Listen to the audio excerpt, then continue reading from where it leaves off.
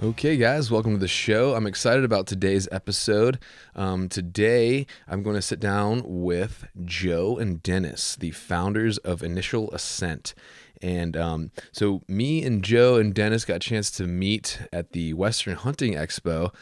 Their booth was right next to the Peaks booth, and I was kind of hanging out around there. And also, Guy from Western Contours had a little podcasting set up there. So they were kind enough to let me kind of use their space some for doing some podcasting over there. And their whole crew was just really cool guys. I mentioned a couple of guys on here later, Chris and Roger.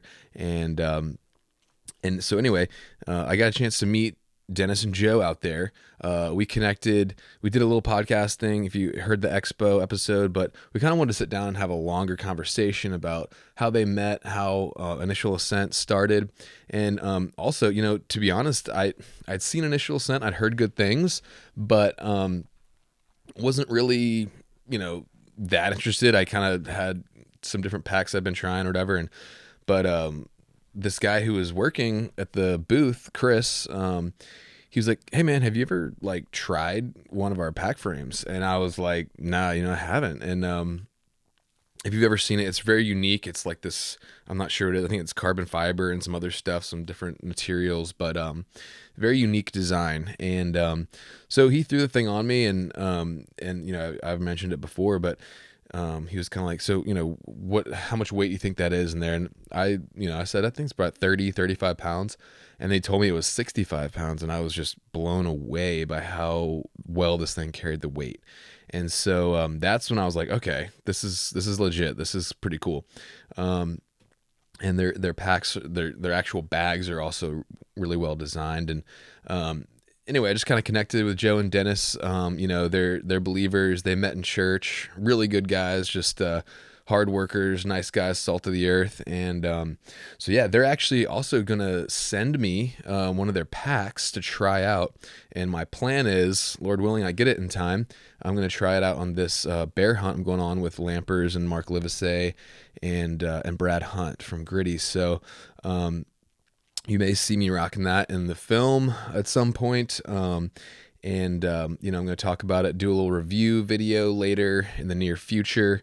But I'm looking forward to trying it out. And also, I'm going to set up, or we are setting up an affiliate deal with Initial Ascent, which I'm really excited about. So if you are in the market for a new pack, I highly recommend you check out Initial Ascent.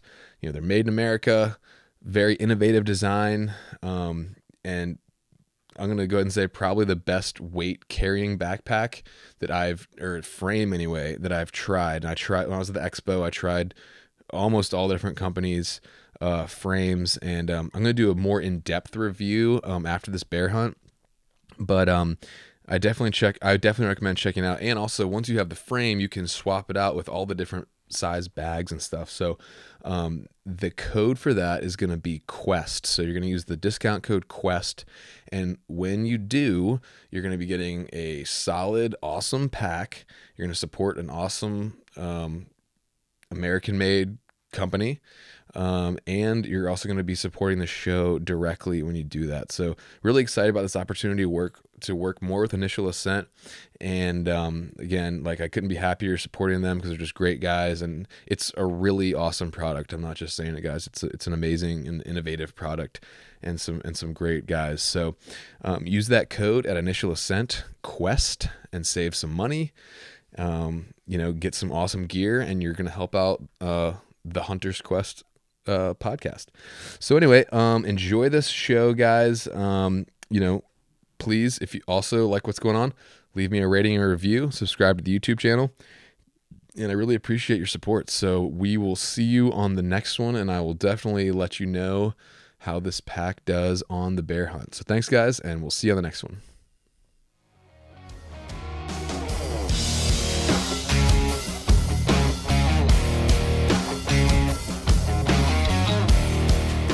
Welcome to the show. This is your host, Hunter McWaters. I'm here with Dennis and Joe from Initial Ascent. How are you guys doing? Good, man. Good to be on here. Yeah, thanks good for to coming. be with you. Are you guys in the same town right now? Or are you separated? It used to be close, but there's been so many people moved here, man. It takes me an hour and a half to get over to Dennis now. Yeah, as the crow flies, it's not that far, but it takes a little while now. Okay, but you are in the same town though. We're in 2 different towns. But okay, you are kind of right beside each other. Gotcha. Okay. Yeah. And where's the Initial Ascent headquarters? That would be in Middleton, Idaho. That's where I'm at. Okay, cool. So yeah, had a chance to meet Joe and Dennis at the expo. I was hanging out quite a bit around the Peaks booth, and you guys were right next to them. And also, I was doing some podcasting with Guy over at Western Contours, and he was kind enough to let me use the booth some, and ended up getting a chance to catch up with you guys a little bit. And so we did a little podcast together at the booth, but I wanted to kind of get back together and do a full-length episode and talk about stuff a little more. So I appreciate you guys coming on. The other reason I was really interested was because I was kind of just messing around, like I said, at the expo, and I think it was Chris came and was like, one of the guys working at your booth, and was like, "Hey man, have you tried one of these pack frames?" And I was like, "No, man." So he kind of like got one and threw it on me, and it felt pretty good. And I was like, "All right, cool." And he's like, how much weight you think that is?" And I was like, "I don't know, 35 pounds." And he's like, "Yeah, it's 65 pounds." And I was like, "What?" And he handed it to me, and I was like, "Oh!" And I was like, "Wow, that is actually impressive." So, nothing quite beats when you actually feel that. So at that point, I was like, "All right, these guys are legit." Yeah, it's amazing, to get that reaction. And it's, when we first started putting weight on people, Dennis, I think it was like 30 pounds. Yeah. And then, and we thought, oh man, that's awesome. But then it just naturally progressed. I think Dennis, we had one guy, or we had several folks at the show had 170 pounds on them. Oh, yeah. And, it's kind of crazy, that kind of weight, but you see people up standing straight up, not, hunched over, but standing straight up with 170 pounds on their back. It's it's been fun to watch the reaction for sure. Yeah. The reaction, our social media people, they actually put one or two of those videos on TikTok. We're new to TikTok, so Joe and I haven't delved in there yet. Yeah, Joe and I are a little bit too old to be doing TikTok, but we have, Speak for yourself, we have somebody else. So I'm a little too old to be doing TikTok, but we've got a couple of folks that say that hey, that's the next frontier. You need to be on TikTok. So we got started here a few months ago, I guess, and the reaction to that on there went from, wow, that's amazing, to maybe it's 170 ounces. It's not 170 pounds. We had all these experts on there that could visualize what 170 pounds could be, and that just wasn't it. Yeah. So I don't know if I've ever put a pack on that heavy before, honestly. I don't think most people have. No. Because I don't think most packs, just physically, they may be able to handle the weight, but just physically loading that much weight on a pack, it's kind of a chore. Oh yeah, you'd have to have somebody helping you get that on. Yeah, oh for sure. Yeah, I was doing step ups today with like 75 pounds, and that was not fun putting on even 75. And that, like, I only weigh 180, so 170 is getting up there. Yeah, for sure. So anyway, I was really impressed with the packs. Enjoyed talking to you guys at the expo and wanted to get you back on. So, and also, like you guys, I'm also coming from the Southeast, from Flatland, and kind of starting this journey into the Western hunting stuff. I know you guys are, let's see, one of you guys is from Kansas and one's from Florida, correct? That's correct. So let me just I'll just start with Joe, and let me just hear a little bit about your personal background and what led you out west and got you started, and kind of up to the point where you guys kind of met. Yeah, to your point, if you can't tell by the accent, I've got the stronger accent here, so I'm definitely the one not from the South. So yeah, I mean, I grew up in Kansas, grew up hunting. You know, it's been a part of our lifestyle from early on. Yeah. You know, my father was very much involved with hunter's education, and just so I've been around it my whole life. And I think my dad has actually hunted on every continent, Wow. which is pretty amazing. That So, is.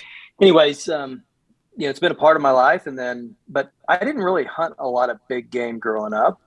And, you know, there was about probably 15-year period where I was kind of away from the hunting just based on where I was at with my career and just moving all over the place. I was in, you know, Vegas a couple times. I was in Ohio and just bounced around. But then an opportunity came back in around 2004 for me to move up to Idaho.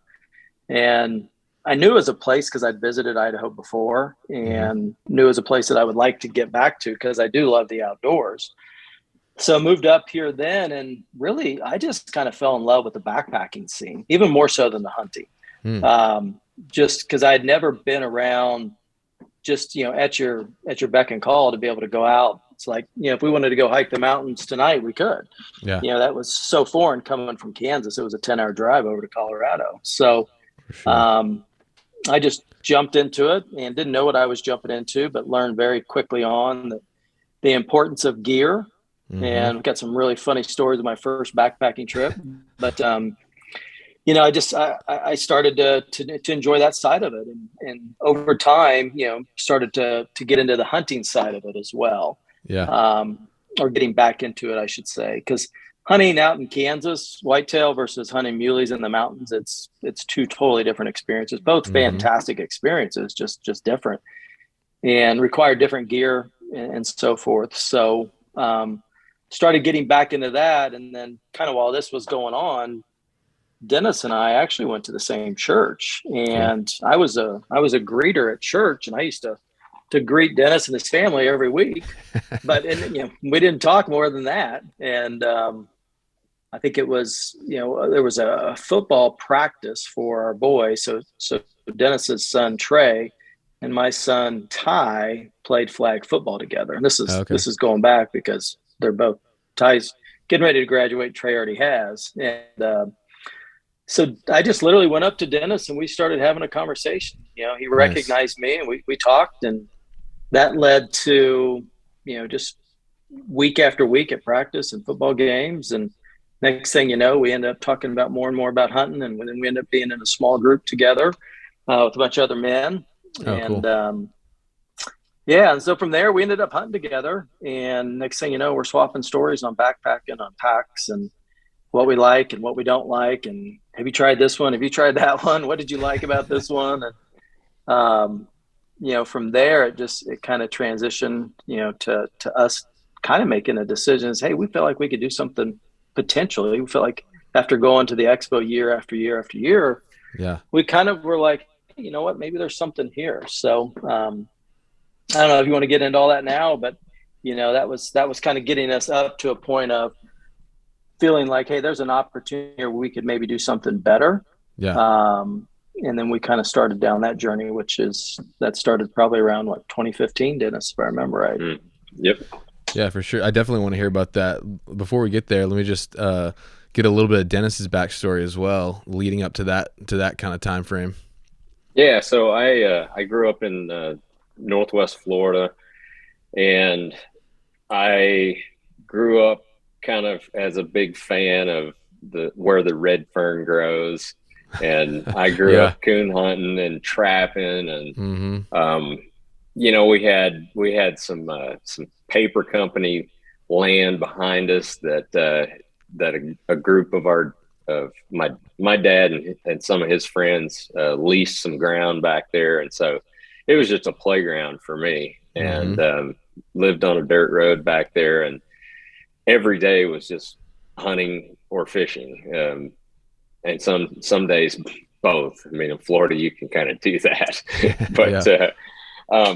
But yeah, I grew up whitetail hunting, hog hunting, didn't do a ton of bird hunting. I would go out on opening day of dove season most every year and kill a few doves, and you know, but that just didn't really do it for me. It was more of the scouting, more of the tree stand setting, trying to determine which one you're going to be in on any given day, depending on the wind and all of that stuff. So kind of grew up doing that. My dad, he was a hunter, but he was not a big hunter. He was a convenience hunter. And what I mean by that is he liked to carry his rifle with him when he's going to the pasture to check on cows. And if there was a buck standing there and it happened to be deer season, my dad would fill the back of the truck. Nice. So I remember several times coming home after freezing my butt off in the tree stand all morning long. And my dad, he's sitting there waiting on me, and he would always position the truck to where I could see what was in the back of it. Yeah. And he's standing out there. He's got his hot cup of coffee. He's got his cigarette. He was a longtime cigarette smoker. And son, how'd you do? You just got a buck in the truck waiting for you. Yeah. So that happened on multiple occasions. That reminds me of, okay, so I'm the same way. I grew up, my dad had me dove hunting first and then duck hunting. Grew up in Virginia, and but then we got permission to deer hunt on a farm out here, and then I just fell in love with it. But my dad was never really, he deer hunted when he was younger, but he's more of a bird hunter. He wasn't super interested in sitting in a tree stand and stuff like that. And so anyway, man, I hunted this place hard, and just like you're saying, just freezing my butt off, just in there all the time, every weekend, and I killed a couple pretty good deer out of there, but my dad just like one time was like, it was like the last week of the season or something. He's like, I think I'll just like bring a little folding chair, and while you're out there, I'll just sit in the edge of this field or whatever. And he had like a shotgun with some like buckshot, like just, random whatever. And he sat there and one time, and he shot the biggest deer on the farm, like that either of us have ever seen. Oh my word. Yeah. So gotta love those dads. Yeah, how to do it. But so you guys kind of met when you moved to Idaho, and then let me hear a little bit kind of going back to the formation of Initial Ascent, and like what kind of what was it about the pack world, or what specific problems did you identify that you thought you could fix with Initial Ascent, or and what kind of got you going into that? Yeah, you want to go? Do you want me to take that, Dennis? Yeah, you can, Joe. So, I mean, I think, from my perspective, getting a pack that could just actually fit my torso length, right? That, not being of tall stature, it was always difficult to find a pack that actually just didn't morph you. And, some of the other things is, I know Dennis, he's got a bad back. So we were looking at, that was part of the issue as well. And, back then there was a lot of technology that was just starting to come into the pack world, right? You started seeing some things within the carbon fiber space. You started seeing some things within, leveraging titanium and other things. So when we kind of started really stepping back saying, hey, here are the things that we feel like we could do better, but also what do we want to accomplish with the platform? And we really knew that it was all dependent upon having the right foundation, no differently than how you started this podcast off with a prayer. We felt like we had to have the right foundation for our frame and suspension. Having that right then would support everything else. So we literally white sheeted it. We worked with 3 different engineering firms, and we didn't really have a materials preference at the beginning. We just knew what we wanted to accomplish. And that was to be able to carry heavy loads more comfortably, and to allow people to, because lumbar issue is a major issue for most people. Sure. over 40, right? You talk to anybody at the expos, and I mean, it feels like 90+% of the people that come in the booth have a lumbar issue. So we knew we needed to address that. So we kind of took that approach and worked with those different engineering firms. And my goodness, I mean, we had so many different generations. I can remember we were sitting at one of the firms, at the engineering firms, talking with them, and they start bringing out different types of woods for us to consider. And that got next, pretty quick. But Yeah. I mean, it was, we literally did look at just about every type of material. The other thing I would say is, had we tried to build this, Dennis, 3 years prior, we would not have been able to do it because the materials that we use in our product were not available, some of them even 3 years prior. Yeah. So that's how advanced the materials are that we leverage within that frame. Wow. Well, okay, and maybe stepping back a little bit, but maybe it ties into Dennis, I'd love to hear just a little bit about because I know that Joe said he kind of fell in love with the backpacking scene. I'd love to hear a little bit about you, because kind of similarly, we're both coming from the Southeast, hunting waterfowl and whitetails and stuff. What was your kind of journey or learning curve kind of like in just getting into mountain hunting? What was that kind of whole thing like for you? Yeah, great question. I've always been, well, I was until, probably 20 years ago, but I've always been an athlete. And so I really liked the fact of how different hunting was out west versus what I grew up with.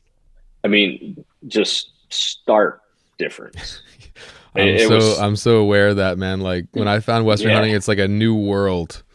Absolutely. And it's just so different. And me being an athlete, I wanted to always be doing something active and, throwing a pack on my back and climbing mountains. That's kind of what I did. That was my thing. Yeah. I really enjoyed doing that. I couldn't get a workout like that anywhere else. And so that kind of, and to tell you the truth, when I came into Idaho, so my wife and I moved here like 2 days after we got married in Birmingham, Alabama. And we drove in separate vehicles out. That was basically our honeymoon. I still haven't lived that down. But we came out and, I found the West. I found Western hunting. So that fall, I was invited to go with a group of guys on an elk hunt. Never been on an elk hunt before. And so I got to go experience that. And man, I fell in love with it. But I only got to hunt probably a couple of years. And then my wife had our twins. And when she had our twins, I basically quit hunting then. They'll shut you down. I stopped hunting until my son was about 8, and he showed some interest in hunting because he'd been watching Ted Nugent on TV. And nice. And so that got me back into hunting. And so that was back in, let's see, probably 2009 or something. Okay. And then, so I've been at it ever since, and I've always been a gearhead. Yeah. And even when I was young, one of my prized possessions was my first aid kit, because it was a kit. And nice. I could reorganize it all the time. Same thing with my tackle boxes on the fishing side. I'd always reorganize, and I just loved gear. And so when I came out here and got introduced to backpack hunting, it was no different, man. I was the only thing that kept me back was just money, to buy all this cool gear. Oh, so I know that gear. Yeah. So over time, I owned, before Initial Ascent, I owned about every pack out there. And Joe mentioned my lower back problem. That was an old injury from back in the early 90s. And it was just something that with a backpack, with any kind of weight, it just always bothered me. The lumbar section was really never right with any of the packs that I had, for me. Not that it's not right for somebody else, but just for me. And so that was one of the main things that I was looking for in a pack that I just could never find until Joe and I created it. Now that our frame and suspension is, that is the foundation of of what we do.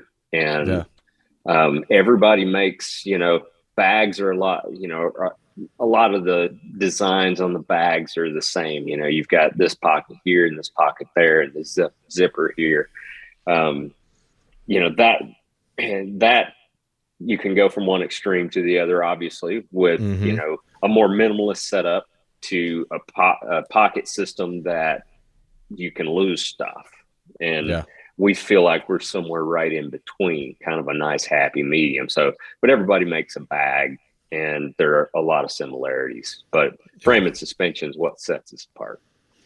Yeah, for sure. And just like on that note of coming from the East Coast and like not having access to good mountain gear or people who knew about mountain hunting. I mean, I remember my first pack, I just like went to Bass Pro Shop, and there was like a Cabela's pack there. I was like, oh, this looks pretty good, and it's like on sale for like $200. I was like, yeah, I grabbed that. And I mean, I'm not saying it was a terrible pack, but maybe for a starter pack it was okay. But when I put on like our actual pack that like fit right and like could adjust well, it was like a game changer. And I was like, I still got that old Bass Pro one in the closet for a backup or something, but to loan to somebody, my cousin. But yeah, that's cool, man. So I feel like there's a lot of similarities between a big challenging mountain hunt adventure and like an entrepreneurial venture. There's a lot of like congruity there. So do you think, like, and going back to kind of the faith aspect of things, like, how do you all think that your faith has influenced your entrepreneurial journey? Joe? That's a really good question, Hunter. I think without our strong foundation, one, it would be tough on the home life, right? Because when you commit to going on an adventure like this, right, the amount of time and energy that it pulls you in other directions, to Dennis's point, while you still have your full-time, day job, that could be pretty tasking. And I think that helps, at least from my perspective, to keep things balanced, but to also to have that support, right? I think it's pretty comforting to our wives when we go, because we're on the road quite a bit with this, right? But it's comforting for them to know that we're surrounding ourselves with like-minded folks. And that's super important for us to be surrounded by, people that are of similar thoughts. So, from that aspect of it, I think it's been really rewarding, honestly. I think about this hunting community in general, seems to me, for the most part, are pretty much faith-based in a lot of ways. I mean, it's a common denominator in a lot of conversations, which I absolutely love, because I don't necessarily get that with my day job, so to speak. So, yeah. So what kind of, I know Dennis said he was in the dairy science kind of world. What's your other field? Yeah, so I've been in corporate America for about 25 years. I've managed some, I've been fortunate. I've worked around just some phenomenal, bright people and managed a lot of really big name brands, from DeWalt to Black & Decker to Kwikset to Stanley to National. So I've been involved in that side of it, from the sales and marketing and operations side of things for a long time. Nice. So yeah, that's kind of my background. And it's kind of what moved me all over the countryside for a number of years there. Yeah. Anyway, that was kind of a side note, but just going back to what you were saying, I mean, yeah, I noticed at y'all's booth. I mean, you guys had, it was like a real nice. Lose you guys? Oh no, you there? There. You video froze, but there you are. Oh, there you are. Oh, you guys there? Yeah. I was just saying, I remember at y'all's booth, it was a real, like, a nice, like, kind of family feel. I mean, Chris and his wife were there. They were a really nice couple, and Roger, really nice dude, so it was cool to see that.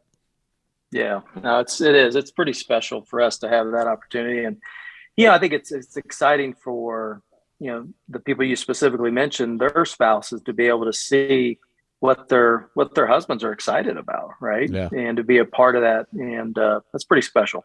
Yeah.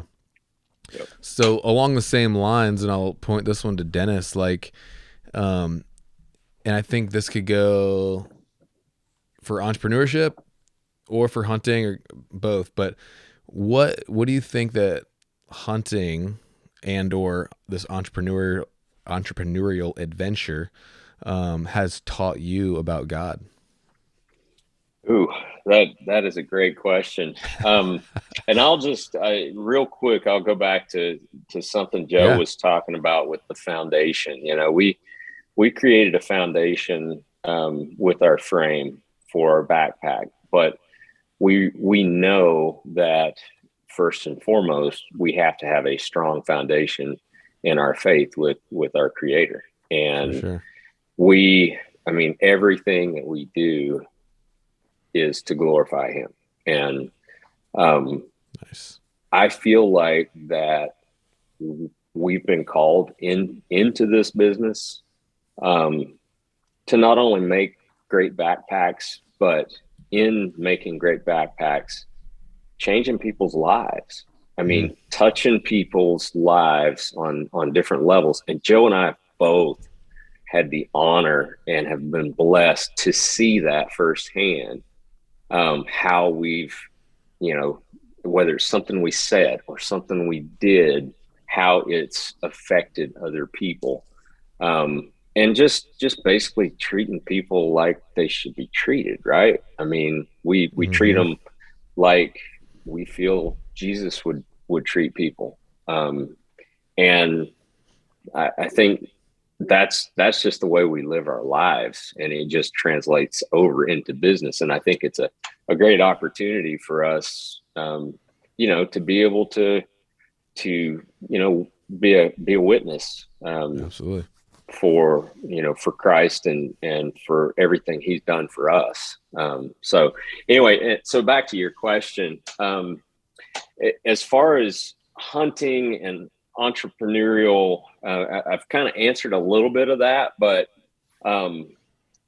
I think me personally being out in God's creation, hunting His creatures, and just having the ability and the time sometimes to do that, and with our business, I mean, having the the ability, the means, whatever you want to call it, but also just the strength that we get from Him to go ahead and push hard in both aspects, whether we're climbing up a mountain or we're climbing up a mountain in the business standpoint, which is exactly what we've been doing. And it's a steep mountain, especially in the, let's call it Pack Mountain. Pack Mountain is pretty steep. We found out, but our faith just keeps pushing us, and just allows us to do those things. And it's not all, it's not easy at all. I mean, this is hard. Joe and I have been through some frustrating times, but man, is it all worth it at the end of the day? I mean, it's just, it's really something. And we're truly, truly blessed to be on this journey. Yeah, that's cool, man. Yeah, I'm totally with you there, man. I mean, like when I started this podcast, I've been listening to a lot of people and conversations, and I felt like a lot of the guys, big name guys in the industry and stuff, were believers. And there are a lot of Christians in the industry, but it wasn't necessarily talked about too much. So it's like, maybe cool, have a little bit of unique voice, kind of bring out the spiritual aspect of things, but also, be open to having conversations with, guys from the LDS church, or, some of my guests, have a form of spirituality, but maybe not Christianity or whatever it is. But, I personally am a Christian, but whether you are a Christian or not, I think almost all hunters recognize the spiritual connection that we have to this pursuit and to the land, and to the animals and stuff. So kind of no matter what faith you ascribe to, it's a valid conversation. I think one that, is worth having with anybody. Yep. Agree.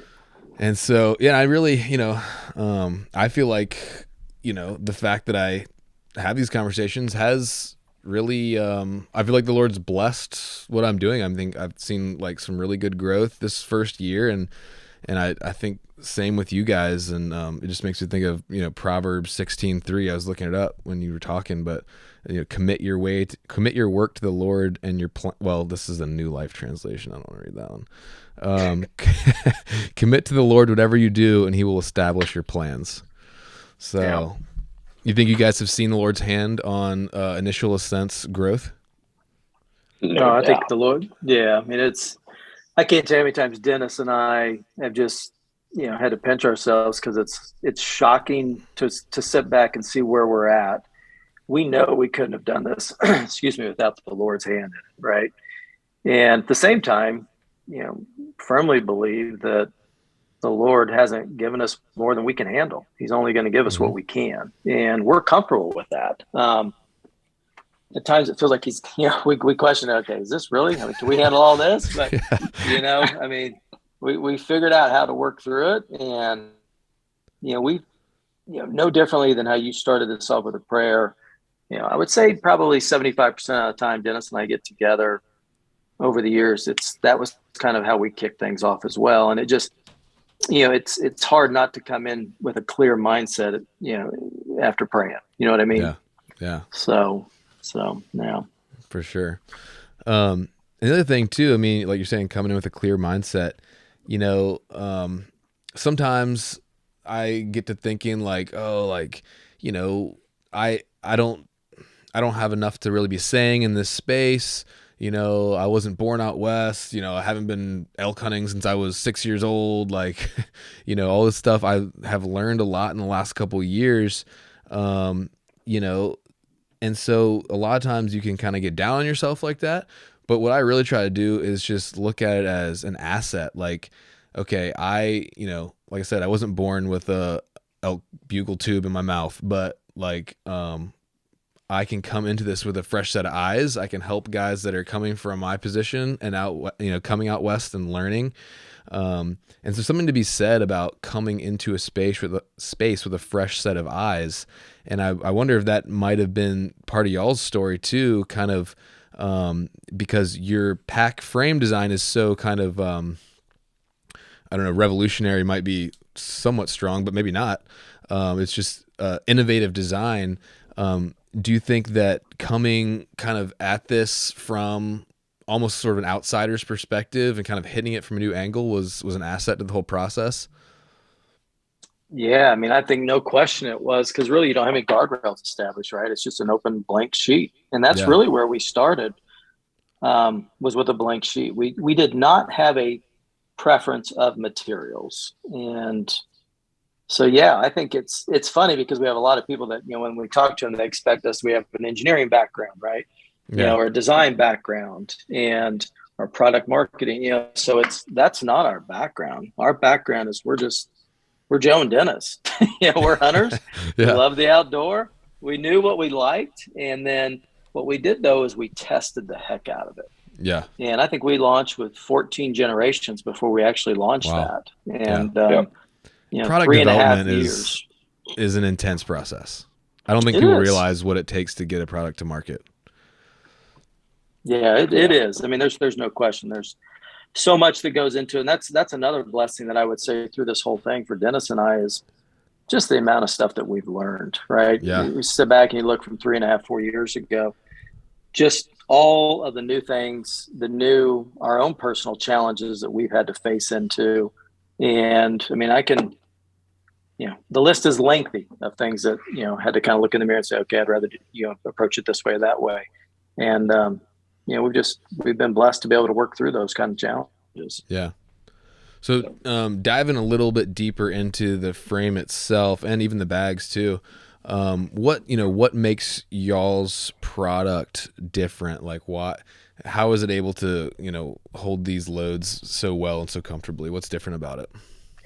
Yeah, I think that goes, it's a testament first and foremost to our frame and just the curves, the way that with our system you can keep it's a little wider than most, and you've seen that, and the same with our bag designs. I mean, the thing you want to do with heavyweight is, and that's where we excel, with putting all the emphasis that we did into our hip belt and our lumbar support, along with that frame, being able to support weight. It's all about keeping weight close to your back, right? And high, not letting it get down too low. And so with our bag designs, the same concept went into that.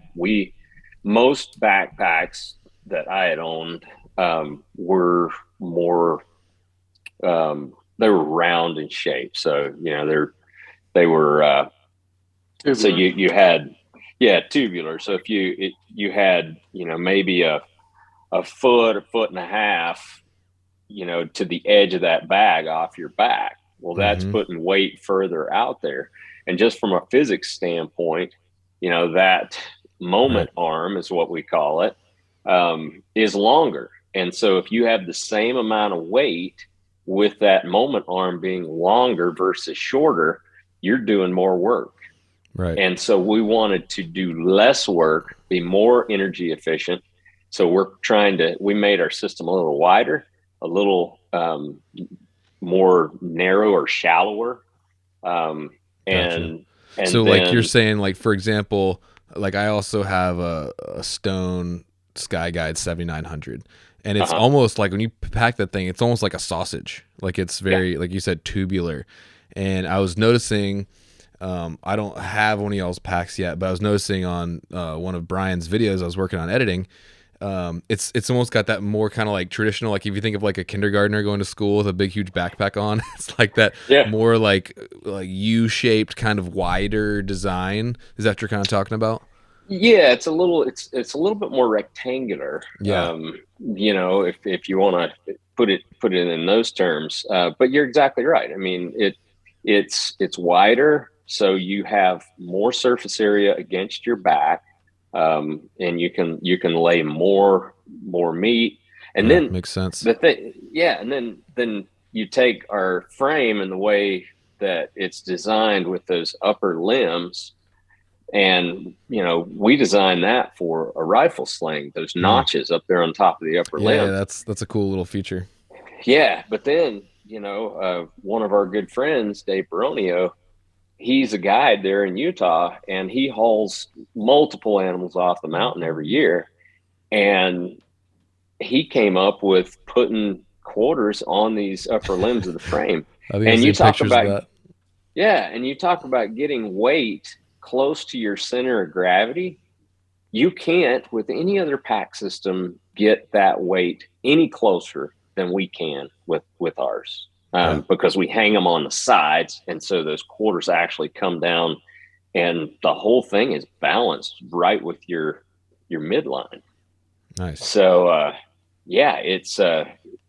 it's really, it just comes down to physics, and with work with those engineering firms, and then Joe and I just constantly drawing things up and talking about our concept and how is our concept going to be different than other people. That's kind of what we came up with. Cool. Yeah.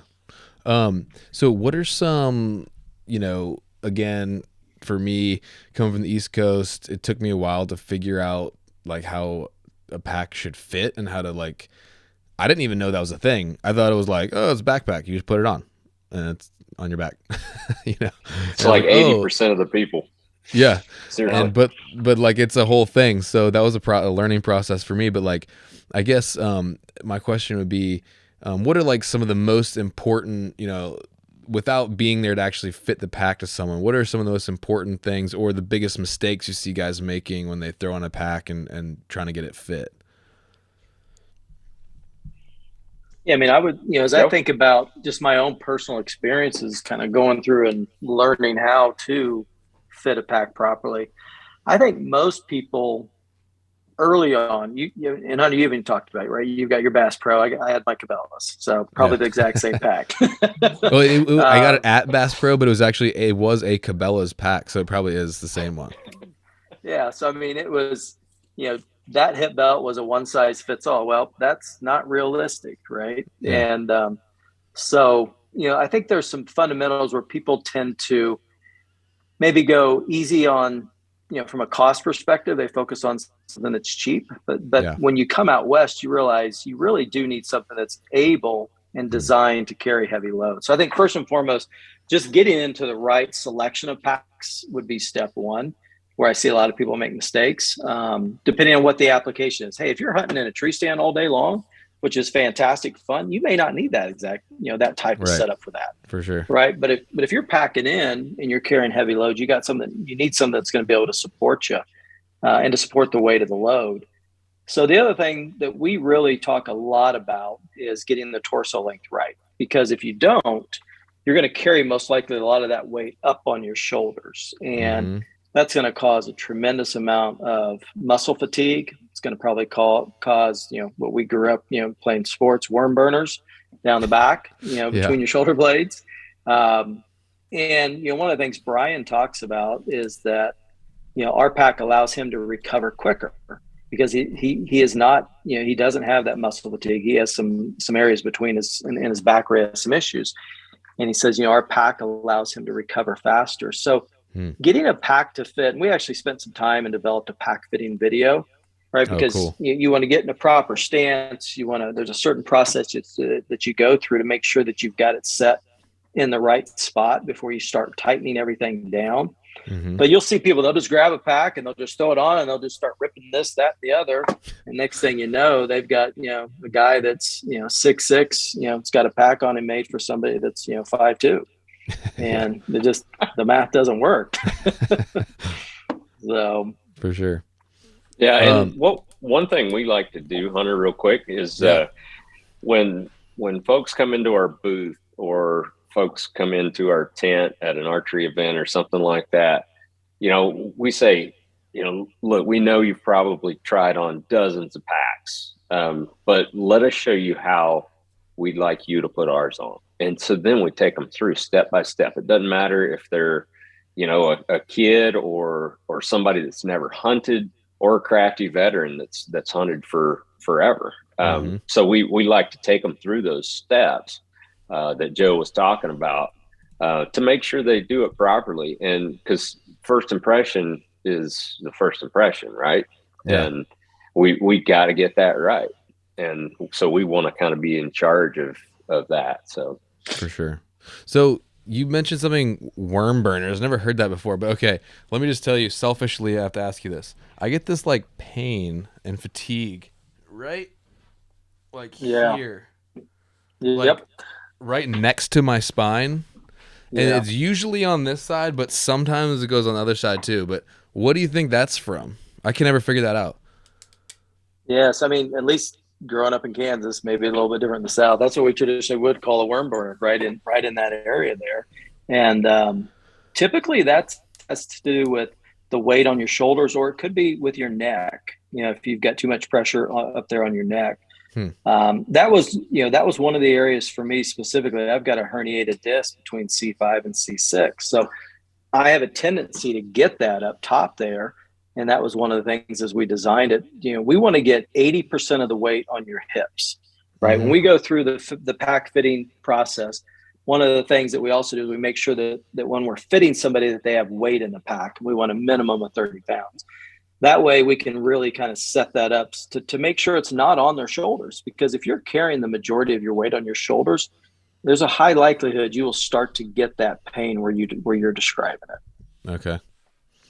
Okay, interesting. Well, does it have anything to do with your torso length size? No, it shouldn't. Okay. I mean, with our system, we've got the ability to adjust the torso length. So if you've got a pack that you don't have the ability to adjust it, then you could be transferring a lot of that weight on the shoulders and getting it, not being able to put it on the hips. Okay. Well, is there anything else you guys wanted to just mention about your pack specifically before I just move on to another question real quick? The only thing I would say is that we've kind of gone over what's different about ours, but it is also a modular system.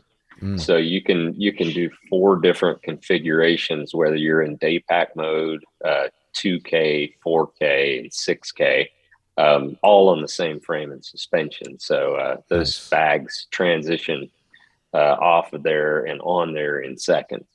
That is really nice. Hunter, one other thing just to piggyback off of that is, we launched our pack system in 2018 at the expo, and year after year, Dennis and I would be there at the show, and we had female after female after female come up to us, and you'd see them throw a pack on, and you could just see the disappointment in their face because, let's just face it, females' torsos are typically about 2 to 3 inches shorter than a male. So you would see them and they would have a pack on and it's, 6 inches above their ears. There really just wasn't anything out there. So we launched last year a female frame, which is a shorter torso length. And I got to tell you, our plan was to launch it at the show in 2021, but obviously it was canceled. So didn't get to see the experience of a lot of people close up when we launched that. But being able to this year at the expo fit the females with a frame that's designed specifically for the female torso, I got to tell you, man, it was, we talk about rewarding. That was pretty cool to see the ladies walk away with a pack in hand and a smile on their face with a pack that finally fits them and it's not their husband's hand-me-down. Yeah, that's cool. That's pretty unique too. Well, cool guys. So this season will be my first time out hunting in Idaho. I'm actually doing quite a bit of hunting in Idaho. We're going to do some bear hunting out that way, and then I also got a congruent deer and elk tag that I'm going to be heading out there in October. You guys got any cool hunts planned this year that you're excited about, or are you just working the whole time? Well, we always have cool hunting aspirations. There we go. But you guys get some pretty good opportunity as Idaho residents. I got to say, I'm kind of jealous. Oh, we definitely do. It's just getting the time to go do it, because right now it's still just Joe and I with, some volunteer work from our families from time to time. So we're kind of the janitors, and we're also, the high-level executives. At least Joe is, but that's what you call vertical integration. Vertical integration. That's right. So, but yeah, we have that, and it's hard to get away sometimes. But for us, I think Joe and I, we've got a bear hunt or two coming up this spring. Cool. We always like to get that done. So spring's a little bit better for us than fall sometimes. Yeah. But in fall there'll be elk in September and deer in October, possibly November as well. So nice. So I've put in for several state draws out there, and we'll see what happens with those and kind of go from there. Cool. All right. Well, go ahead. Well, yeah, I mean, we are starting to plan a trip to go a little further north up to do a caribou hunt. So nice. Yeah. So we're looking fly in or 20. Still trying to figure out if it's a fly in or do we take the boat or do we do haul roads. Yeah. Still trying to work through all of those. Options. The fly-in caribou scene is tough right now, man. I mean, just in the last 2 or 3 years, the prices have more than doubled, and you got to book so far out in advance. It's nuts, man. Yeah. But hey, not trying to discourage you. You definitely start planning now, and that'd be cool, man. I'd like to do that. So I did my first trip to Alaska. We did a walk-in caribou hunt. We didn't end up tagging out, but we could have. We had opportunity on some very small bulls that we weren't quite sure were bulls, so we just didn't pull the trigger. But it was a life-changing experience. So we kind of just missed the herd. But it's even if you just go up there, like even if you don't end up tagging out, I mean, either way, like Alaska is just amazing. Have you all been before? Or? I was a kid. I spent about 6 weeks up there, Oh, nice. But yeah, not hunting. I was up there actually fishing. Oh, cool. But yeah, this would be a totally different deal for sure. Yeah. Well, that's going to be awesome. Well, where can people find y'all's, packs, or maybe there's upcoming shows or tax or something you're going to be at, or where can people find y'all's stuff? Yeah, so they can go online. I mean, we are a direct consumer model. So www. I don't think I'm too old to say www, right? Or I'm not. Anyway, initialascent.com is a great place. Instagram, Facebook, Initial Ascent, and YouTube is a great place as well. But as far as shows and that sort of thing, we're going to be at most of the Mountain Archery Fest. Okay. This summer, we've done that for the past 2 or 3 years with that organization. It's really growing and really good family atmosphere. And so we've enjoyed going to those over the years and looking forward to going back. So cool. We don't have any other shows coming up. Show season's kind of over for us. Sure. So anything else, Joe, that you can remember? No. I think between the math events this year, there's 4 to 6 of them, right? And cool. that we're planning on being at. So yeah, that'll be really good. And to Dennis's point, it's such a good environment and opportunity to get out and start flinging some arrows, get ready for the September rush. Yeah, man. Yep. So I went to my first TAC last year. I don't know because they had one in Pennsylvania, which is not too far from me. So I'm not sure if Mountain Archery Fest has one out this way or not, but I'll have to look into it. But anyway, guys, it's been really cool catching up with you guys. Appreciate y'all's time. Thanks so much. Appreciate it, Hunter. We enjoyed it thoroughly. Yeah. Did, Hunter. Good to visit with you. Appreciate it. Yeah, you too. Hopefully, maybe when I'm out there, I don't know if I'll have time during bear season or not, but I'm gonna be out there a couple times. So maybe, Lord willing, we could connect or something while I'm out there in the gym state. Yeah, awesome. Give us a holler, man. All right, cool. Thanks, guys. Thank you.